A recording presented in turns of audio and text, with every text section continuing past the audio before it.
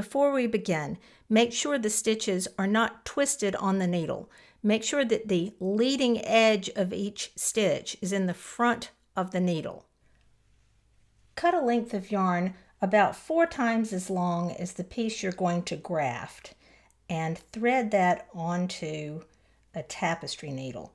Now, normally I would just use the yarn that I'm using for the knitting so that it would be invisible, but I'm using a different color so that you'll be able to see it. Hold the stitches to be grafted on the 2 needles and hold the needles parallel. So I have the stockinette stitch side, the knit side facing me, and wrong sides together. So the front needle has the knit stitches facing me, the back needle has the purl stitches facing me. I'll be working back and forth between the needles from front needle to back needle and working across at the same time. To begin, bring the tapestry needle through the first stitch on the front needle purlwise. So I'm going through purlwise, which is opposite the way this stitch looks. This looks like a knit stitch to me, but I'm bringing it through purlwise. Here I'm going to leave a tail that I can weave in later. I'll move that tail out of the way. Now I'm going to move to the back needle. These look like purl stitches. I'm going to go into the first purl stitch knitwise, as if to knit, and pull that needle through, pull that tapestry needle through. But you'll notice that I'm not dropping that stitch off the needle yet. Make sure the yarn goes around behind that front needle. As I work across, I'm going to work into each of these purple stitches 2 times. The first time I work into it, I'm going to work opposite the way it looks. So that looked like a knit stitch. I went into it purlwise.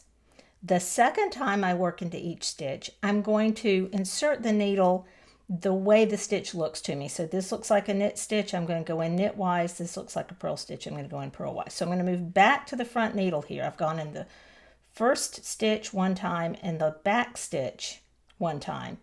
Now I'm going back into the stitches on the front needle and go into this first stitch knitwise and drop the stitch off. Staying on the front needle, I'm going into the next stitch purlwise because that's opposite the way it looks. Now I can pull that through. I'm leaving that stitch on the needle because I've only been through it once. Moving to the back needle, I'm going into the first stitch purlwise and drop it off, and then the next stitch knitwise, but leave it on. Give a little tug to make that tighter. I don't want these stitches too tight at this point. Moving back to the front needle, I'm going into this stitch knitwise, drop it off, and then into the next stitch purlwise, but leave it on. Pull the yarn through. Back needle, next stitch purlwise, drop off, knitwise, leave it on. So I'm working pairs of stitches in the front and pairs of stitches in the back. I'm going to do a few more and then I'm going to stop and show you what's happening. So I finished with my back needle. If I get interrupted at some point, I may forget where I am, but I know I'm working in pairs and I can see the yarn is coming out of the stitch on the back needle. So I know it's time to move to the front needle. I've been through this stitch before, so I'm going to go into it knitwise, which is the way it looks. Then purlwise into the next one, but leave it on because I've only been through it once.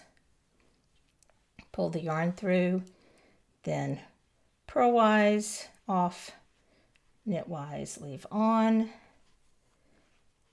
And I can continue doing this across, but let me stop for a minute and make sense of what we've been doing. You can see that I have some yellow stitches here, but they're not quite the right tension. I haven't pulled them tightly enough. I don't want to pull them too tight. I'm trying to match the tension of the purple stitches. I'm not trying to bring the purple stitches together. I'm actually adding a row of stitches with the yellow. Let me do a few more so you'll really be able to see it. Knitwise, drop off, purlwise, leave it on, purlwise off, knitwise on. I'm going to do a few more stitches. Every few stitches, come back and adjust your tension. So I'm going to use my tapestry needle here to tighten up the stitches across, working from the beginning across to where I am now.